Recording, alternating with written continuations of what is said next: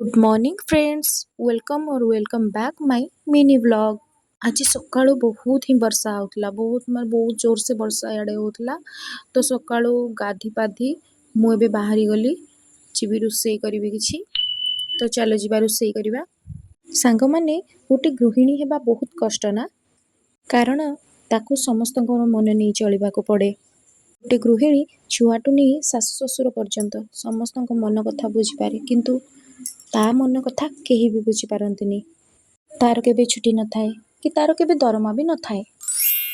दिन सारार परिश्रम तार स्वामीर टिके स्माइल ही ताको खुशी दे थाए। आउ से स्वामी जदि आसी ता संगे झगड़ा करिवो ताको केते कष्ट होबो ना सांग माने। आ गोटे झियो ता बापा मार कलिजा ही थाए पैसा रे किछि न थाए ए खुशी टिके ही जीवनर संपर्क को आग को बढ़ेबा पई सहाय्य करे।